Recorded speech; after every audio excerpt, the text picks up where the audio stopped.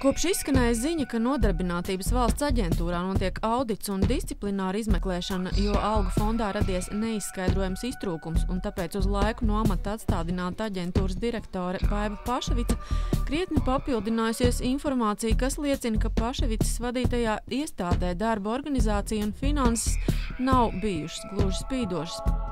Vērtējot to, kā strādā bezdarbnieku atbalstam izveidotā valsts aģentūra, jau tagad izskana versijas, ka tās vadītāji atstādināta uz neatgriešanos.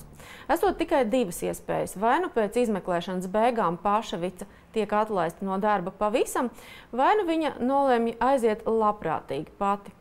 Mūsu rīcībā ir nonākuši aģentūras iekšējo sanāksmju audio ieraksti, kas liecina, ka Eiropas Savienības un arī valsts pēcbudžeta naudas ir dalītas, maigi izsakoties, visai savdabīgi un nepārskatāmi.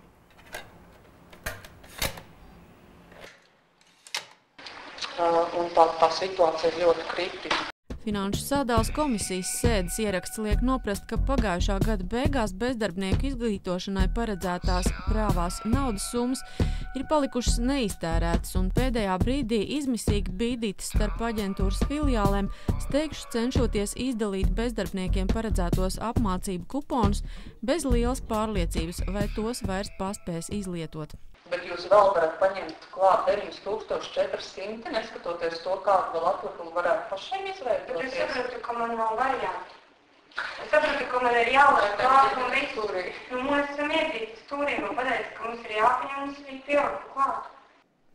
Rodas iespējas, ka aģentūras finansisti vienkārši par katru cenu ir gribējuši norakstīt liekos līdzekļus, lai tikai skaitītos, ka nauda ir apgūta. Nē, pareizi, pārējošā. 1,2 un 3,29 un 1,6 pareizi. Tā kā viņi visu uzrāda. Tagad 300 štukas klāts. Bet tad jāvar ir jautājums pareizi, tad no kurienes viņas taisās finansē.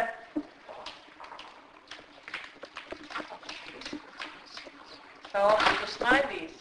Tev ir līdz šārā. Es jūtos tā kā Las Vegas, nauda 100,000 tur.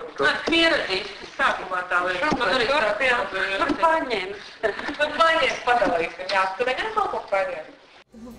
Vai jūs to varat komentēt? Nevaru komentēt. Es domāju, ka tas ir absolūti kaut kāds humors vai kaut kas tam līdzīgs, jā.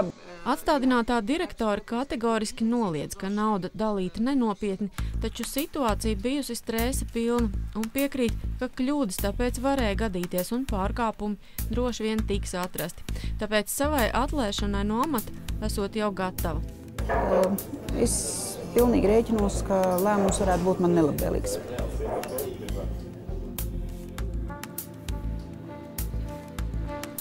Labklājības ministra kursa uzdevumā izmeklēšana uzsākta pagaidām gan no konkrētām prognozēm izvairās, taču atzīst, ka aģentūra ir liela pārmaiņu priekšā.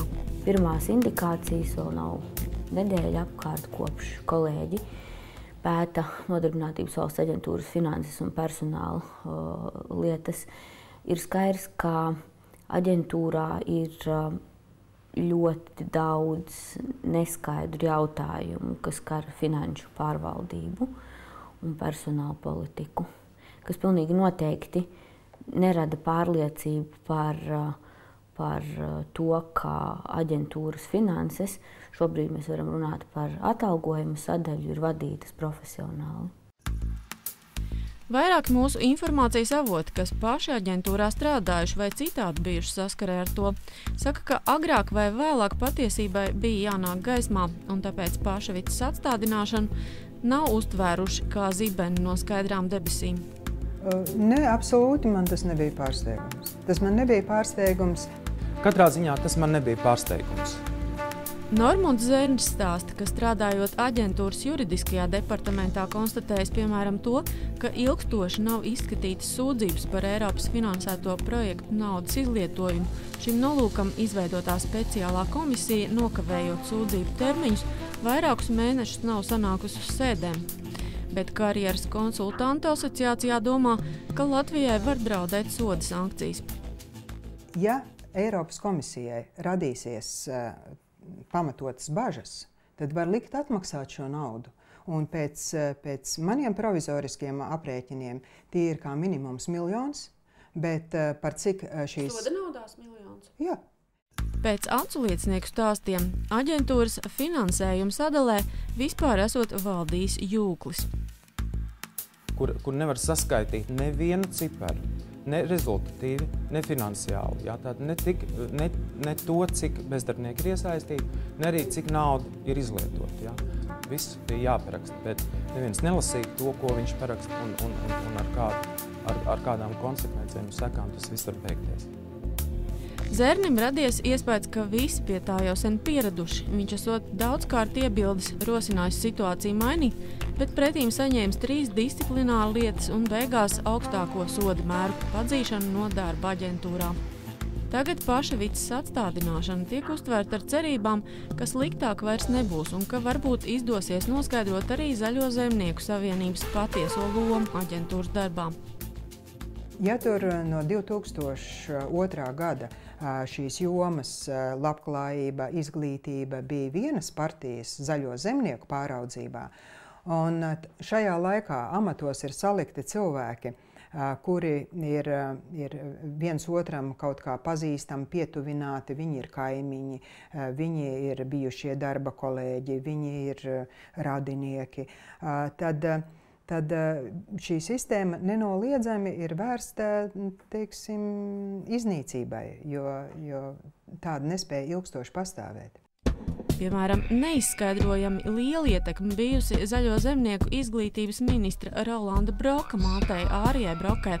Vienkārši juristu konsultēja, kuras vedekla Sanita Broka ir valdes locekla uzņēmumā, kas caur aģentūru vairāk kārt tika pie projektiem kopumā tuvu 1 miljonu apjomam. Viņi tur ir centusies organizēt tos cilvēkus, kas ir bijuši pieejami un ko viņi ir pazinusi. Bet teikt, ka ir bijusi kaut kāda Zaļo zemnieku savienības ietekme uz nodarbinātības aģentūru, noteikti ne. Vai jūsuprāt varētu būt kaut kādi tādi gadījumi saistībā ar Eiropas Savienības līdzfinansētiem projektiem, kuros mēs varētu saņemt soda sankcijas par to, ka kaut kas nav izdarīts? Cik manā rīcībā ir informācijas, tad ne. Bet jūs pieļaujat tādu iespēju, ka pati atkāpsieties no amata, vai tomēr gribat iet līdz galam? Es domāju, ka man diez vai šāda iespēja būs. Jo?